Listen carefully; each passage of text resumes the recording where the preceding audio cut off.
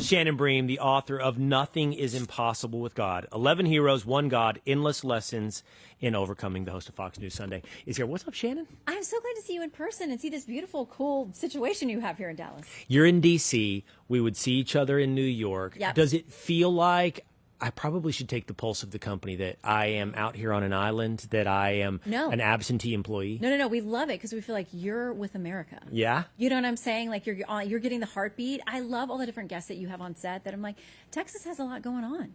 Texas does have a lot going on. People come through here. One of the things that people may or may not realize is that a lot of politicians, national politicians, come through Dallas, Dallas-Fort Worth, because it's a gigantic money-raising center if you're running for office. So a lot of guys come through here knocking on doors, holding their hands out. And also future President Will Cain. Oh. I mean, a lot of big things come out of Texas. And so I just want us to be prepared for whatever's next. Does that require living in Washington, D.C.?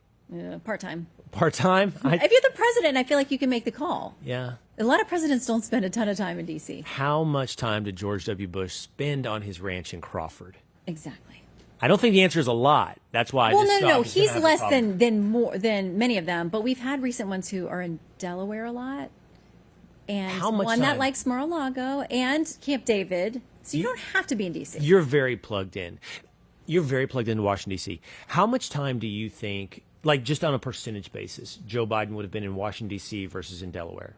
Now, people will be able to quantify this, so I'm going to get it wrong. It felt like he wasn't there a lot. Because even when he was in D.C., we weren't getting interaction with him very regularly. So he could have been there more than we felt like he was there. But he spent a lot of time in Delaware. I'm just going to guess. D.C. 70% of the time? I think that's generous. Generous? No, I think that's... But again, because we weren't interacting with him as much, it felt like he wasn't there as much. And maybe he was. How much time do you think President Trump is at Mar-a-Lago? I mean, he does most weekends, but he's always working. I feel like any president can work wherever they are, and they're always working. Sure. Like, you're never off the clock as commander-in-chief. But I feel like he does a lot of official stuff down there, hosting foreign dignitaries and businesses and hosting big meetings and that kind of thing. So he would probably argue, hey, I'm still working. But most weekends he's flying to Florida? It feels like it right now. Yeah. I would do that in the wintertime. I would, if I could. Camp David, you brought that up. That feels like... He doesn't use that a ton. Did Biden use it?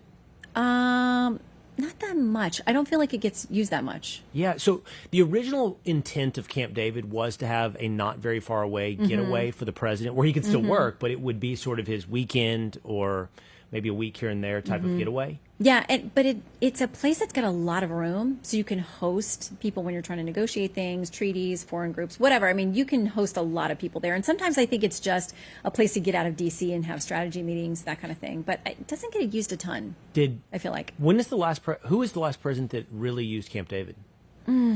Before our time? You think so? No, I mean, I feel like... Bush? W. Bush? Yeah, and Reagan and those guys. I feel like, it was closer to home. They had some big stuff to handle. I think, probably there. But it doesn't feel like a place that President Obama or Biden or Trump spends a ton of time. Right. You've been on Air Force One. Mm-hmm. Have you been on Marine One? I have not been on Marine One. Have you? No. Are you one-upping me? No. I've not been on Air Force One. I have been on Marine One in the Reagan Library. So it was used. Yes. It was used as Marine One, not current Marine One. There's no one-upping you. I've never been in the Oval Office. Well, like I said, when you're president, don't forget about me and just invite me in and be like, then great. You're going to be adversarial media. I know how it is. And you're going to have a lot of I just have questions. I feel like for me. You'll be able to answer them. I'm not worried about Will Cain ever being able to answer a question. I'm not. I feel confident. Is this your second book in your focus on faith? No. Third? No. What number is it? 4. 4. Really? And I had one before Maybe that. it's second in my time at Fox. Yeah, maybe. It might be. Yeah. How many have been like gigantic bestsellers? All of them? Thanks to our all of them. People. They have thanks to our viewers and our listeners. And the thing is that I always like to say when I'm out speaking, especially to, faith-based groups and stuff, is like, I'm not sure the New York Times wants to put a faith-based book about Jesus or a book from Fox Books on number 1, but they've had to do it because I've seen the numbers. I know the previous one that has been during my tenure at Fox. I saw how, it was huge. And that's our people. There's definitely an audience for this, and Fox gets that. There are a lot of people of faith and people who aren't even super religious per se, but they need encouragement. And that's what these books are. But do you think you've seen, okay, so 4 books, this one's brand new, Nothing's Impossible with God. Through the first 3, did you see, and there's a lot of different factors that could come into play, including marketing, to your point, and that maybe in sales, if you're using that as a barometer, do you see an increased interest in faith? I did, and that first one dropped during COVID. And I think people were so open then because they were so frightened. We were very isolated. For a lot of people, it was an excruciatingly tough time. And I was doing Fox News at night at that point. And we would have nights where they'd say, like, hey, just add another hour or 2. You know what that's like. And we would be like, okay, let's call some doctors, see if we can get some doctors on. We started having pastors and faith leaders and people on because people were so frightened and discouraged. We started doing like nightly Bible verses. Like there was no pushback. People were really open, I think, to faith during that because it was such a vulnerable time. And the books just went crazy. And I think because people were open to faith. Well, we see, and you've probably done it on your shows, I know that I've done it on mine, you can look at a Gallup poll or broad scope of America and see that religion is on the decline. Formal, like organized, I think. Formal, organized religion on the decline. But that is not what I have experienced in my personal life. Now, there's a lot of different things that could be influencing that, including where I live, to the start of this conversation in Dallas, Texas, not just amongst my peers, but notably among my kids and their peers. Yep. I feel like I've seen a resurgence of religion. And that is the group that's going to church more than almost any other group, is the younger people. I mean, they're definitely searching. I think Charlie's ministry and then his death, I think, had a lot to do with that, that people are like, okay, I want to check this out. What was that all about? When we think about his memorial service, I mean, my goodness, it was all about faith. It was all about don't miss out, be ready to go. Charlie was so young. And I think that resonates with a lot of people. But, you know, we've been tracking this Unite movement that's been on college campuses all across the country the last couple of years. Tanya Pruitt, with that group, had a vision. Her husband is one of the basketball coaches at Auburn, and they were mentoring some kids there. And it just kept growing and growing and growing. Now she has colleges lined up and waiting for her to come. And you guys have covered this. You see this, that there are massive baptisms, thousands of kids showing up just hungry for something authentic. I think that's what it is. Like, there's so much phoniness and fakeness over social media the last couple of decades. I feel like young people are looking for something that's not empty. I think that is true. I also, and I am trying to be self-aware about whether I'm seeing things through the prism of my personal life, and I have 2 sons. I don't have daughters. I feel like I'm witnessing a resurgence of faith among young men. Now, I don't know if the data backs that up, but that's certainly my experience. And the now Secretary of War and I used to talk about this, that the influence of someone like Charlie made attachment to faith and the explanation of religion a bit more masculine. And I grew up in the church. I grew up going to youth group.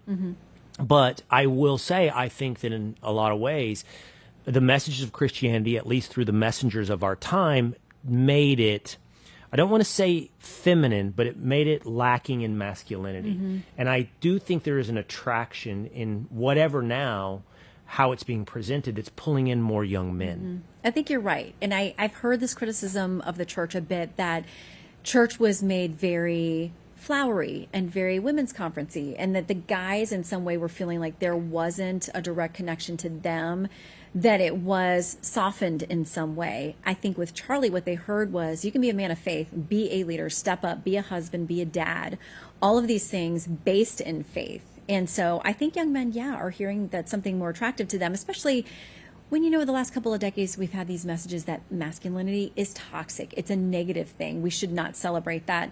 But I think that there's a role for that. Just like with anything can get off the rails if you take it to an extreme. So I think for young men to now hear somebody like a Charlie, and there are many, many members of this administration, as you know, who are very open about their faith, step up and say, it's making me a better husband, a better dad, a better leader. I think they're getting that message. And my generation, I'm Gen X, it wasn't really cool. It wasn't really cool, though. I mean, you're Gen X, I see you pumping your fist. I don't think in our time, it was there. We grew up. We went to church, but the counterculture was to do whatever was cool, and whatever was cool was not centered around Christianity. It's taken some place in our culture. And when you were talking, I was thinking, did Charlie help popularize something to make it cool? And I don't know if he certainly had a massive influence. I don't know if that's all the influence of Charlie. I do think the administration and their openness towards it also makes it.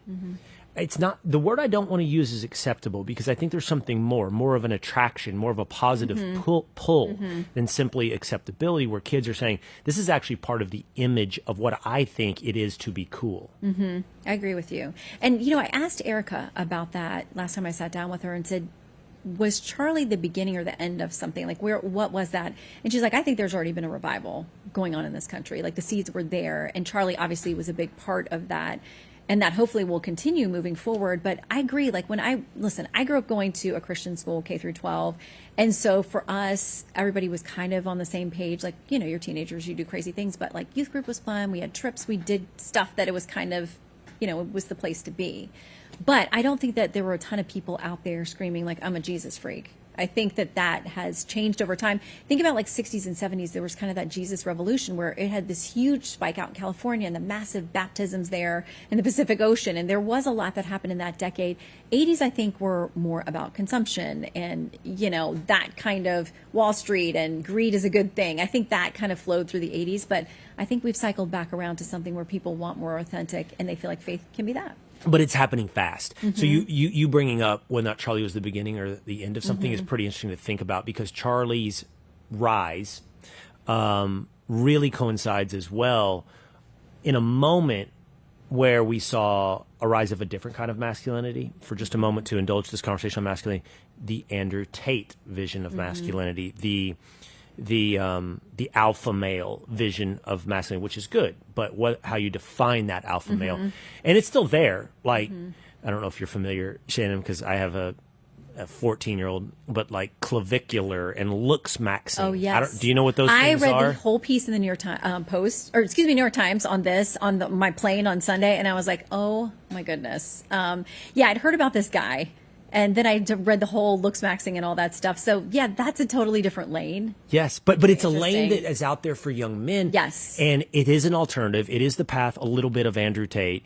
I'm sure that many people listening don't know who we're talking about, but clavicular is like this really good-looking younger guy. And like looks is everything. And looks is everything. And here's how you make it work for you, and here's how you leverage that, and you should be trying to look as good as you possibly can. And that's what looks maxing is. It's to sharpen the jawline, mew all you can, whatever. Make fun of other people. Yeah. What is the thing that I'm forgetting the word where you stand next to someone? Mogging. Yes. Mogging. Yeah. I learned a lot of new stuff from that article.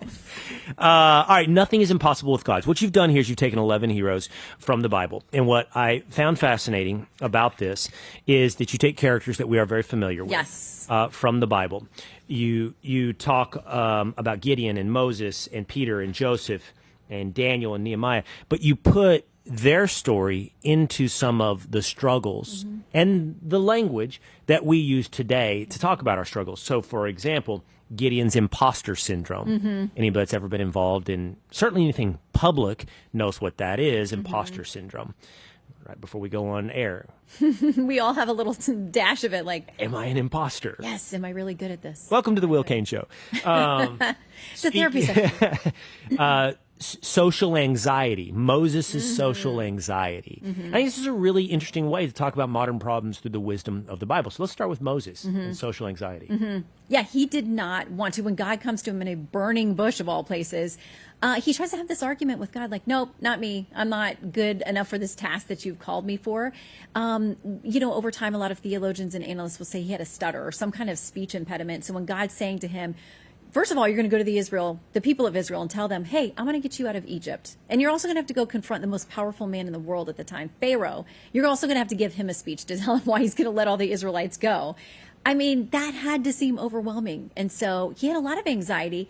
And when I talk about this, you normally think it's the Pharaoh thing, but it's also the Israelites. He didn't think they're going to see me as a leader. I'm not the guy. I'm not a good speaker. I can't do this. I got to have those people behind me before I can even go to Pharaoh. And God, walks him through that. Like, you're going to be equipped for this. Your brother Aaron is going to help you. And obviously, Exodus happened, and the Israelites were led out under the leadership of Moses, having these confrontations with Pharaoh. I had not read this chapter, but I am fascinated. I'm by one of the perhaps most forgotten characters of the Bible. And you talk about it through the lens of family trauma. Joseph. Oh, my gosh. if you have family trauma, this is definitely your chapter. I almost would venture to say nothing that's happened in your family is as bad as what happened to Joseph. He was the favorite of his dad, and the brothers hated him. He has these brothers that they were plotting to kill him. I mean, kill their own brother. But instead, oh no, we'll just sell him into slavery, which is only slightly better than killing someone. They never knew what was going to happen to him. And obviously his story is there's so many injustices, betrayed by his family, sold into slavery. He works his way up just because he's a guy of integrity and dignity and relying on God to a position of esteem. And then he's falsely accused of sexual assault, thrown in jail, left in jail. I mean, there are just so many things that happened to him that were never warranted by anything that he did. But he ends up the number 2 in all of Egypt when there's this terrible famine. And his brothers now 20 years later come back because they need food. They come, and he's the guy controlling the food there in Egypt. And they need him. They don't even recognize him. I love that so much in his story, that they're there now begging for help, essentially. And he's in a position, he obviously recognizes them right away. And he drags this on for a little while before he reveals himself. But ultimately, he says to them, because he's in position to save them with this food, and that's the family that becomes all of Israel and the Jewish people, he says, what you meant for evil, God meant for good. And so he's able to maintain his faith and his dignity through all of these injustices to say, it's okay. God had a plan, and there's a reason why I had to walk that path. A few weeks ago at church, the pastor was talking about the story of the prodigal son, and he was analyzing the story of the prodigal son line by line, and explaining all the different ways why the son who went away was actually favored by the father, and what he did, and what the son who stayed and stayed loyal to the family made mistakes. And it was really interesting to me, and to think about now, this is your 4th book looking at stories from the Bible, to think about, on one hand, it's such a well of millennia of wisdom. On the other hand, you take stories that you think you know, and you keep looking at it through a different light, and you learn something new. Why is that? Why can we look at these stories over and over and keep finding, are we projecting onto it? Are we uncovering new layers? Why is it we keep finding new ways to uncover wisdom? I think for me, it is uncovering new layers, because I think you mature yourself. You have different experiences. I mean, I grew up like you in Sunday school and church and studying these stories. And when I look at them as an adult who's lived through some valleys and some mountaintops, I do have a different appreciation for them. Not that the story's different, but I get more from it, more layer, more context. And there are a number of these stories. Every time I do one of these books, that's the joy in it for me, is that, wow, I'm seeing a new point. I'm getting something deeper from this story. And just always hoping I'm just the messenger, to share them in these books, that other people will look at it maybe in a different way and say, oh, I never got that before. That's a new bit of faith or a new bit of hope for me in this story that I You find that on your own? Or are you guided? Yeah. Are you guided through a study? Are you guided through a pastor? I think it's all those things, because when I write, I will go and watch sermons from all kinds of pastors that I know and trust. Some I don't know. I'll watch, rabbis and their teaching, because I so appreciate, obviously, their depth of knowledge of the Jewish culture and of these stories in a different way. So I love that it's a learning experience for me. But when you sit with the Word and you sit with some of these stories, I do sometimes feel like, okay, now I'm finally getting it through my thick skull what this was supposed to be. I think part of it's living, too. I mean, I've gone through some difficult things, as we all have. There are verses I memorized as a kid, like, God's going to bring good through this. I think when you live in it, you do get a different interpretation of it and a different, richness to it. On one hand, what the Bible calls for us to do is to live simply, to love God and to love each other. On the other hand, is all of this font, this well of wisdom, of these lessons on how to live life. And I think you're right. When you're a kid, and this is probably why it took me into adulthood to gravitate back toward my faith, is that it comes off like a rule book. Like, here's the literal line, here's the do's and don'ts.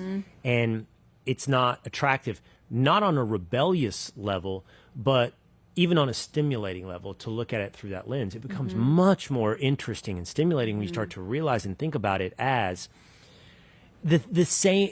It's the same thing that people have used to replace it with, which is therapy. I'm not suggesting the Bible is therapy. It's much deeper. It's a call to have faith.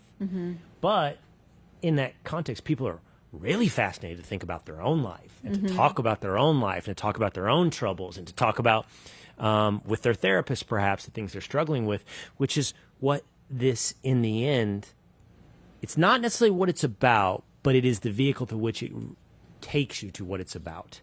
Which to me is a relationship. Because I, like you as a kid, I was like, I don't want to go to hell.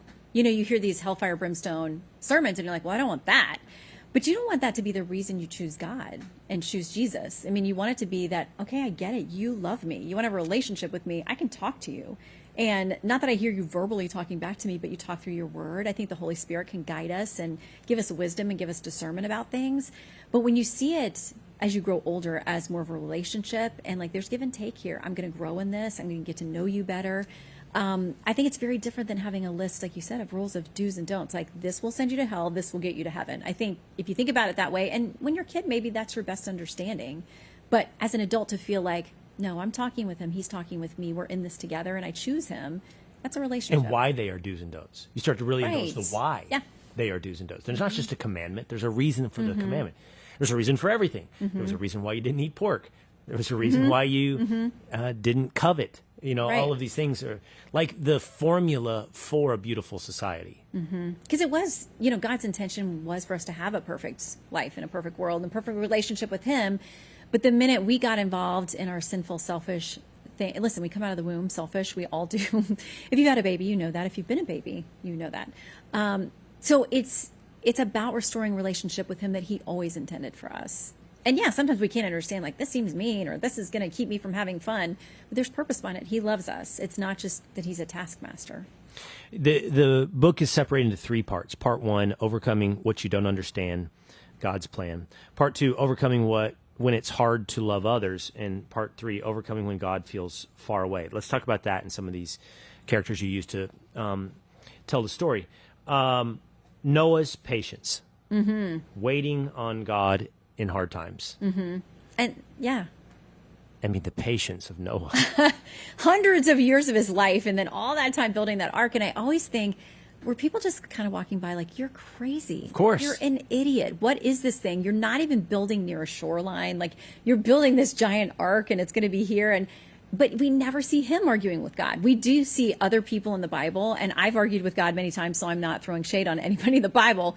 But you don't see that from Noah. He's like, okay, I got my assignment. I'm going to do this. And he had to get mocked all the time. All the time. And to him, he couldn't have had a full understanding because as I write about, most scholars think there had not been rain to this point on the planet. So people would not understand rain coming down and flooding an area. They would understand a boat floating on the water.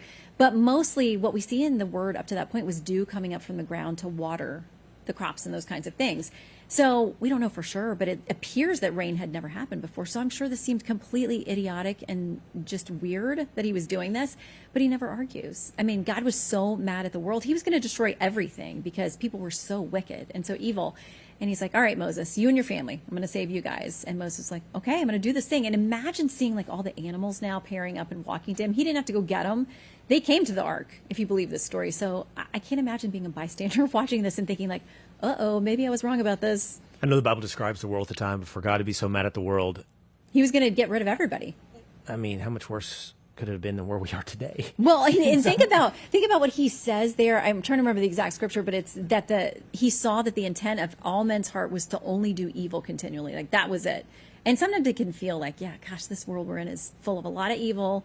But I do think there's more than a remnant. There are a lot of people who in this world are still trying to build God's kingdom and do what's right. And ultimately, good will triumph. Okay. And unfortunately, what you and I do quite often does lend itself and lean toward the negative. It just does. And that's worthy of its own conversation of why that might be, but it is. And Elijah's discouragement, how to stop a negative spiral. Yeah. And Elijah, I love his story too, because it's not one of the better known stories of the Bible. But God tells him many times to go stand up to King Ahab and his, evil wife Jezebel, who were they were killing God's people. They were having to hide out in caves and rocks. I mean, there was real oppression. And there comes a point where Elijah is by himself and he's kind of, as we can be, discouraged, but he was hungry. He was lonely. And he was really crying out like, God, I'm the only one left. God's like, you're not the only one left. I've got thousands of these people who are faithful to my word. They're there. But we can feel very alone sometimes. So Elijah's story is a good reminder that you're never really alone. And God met him where he was. Like, you're hurting right now. He sent animals to feed him. He sent the water he needed. And just kind of let him rejuvenate and remember that God was with him. Well, it will be the 4th bestseller by Shannon Bream, and it is all of this millennia worth of wisdom put through the lens of dealing with modern-day problems as well. 11 Heroes, 1 God, Endless Lessons in Overcoming.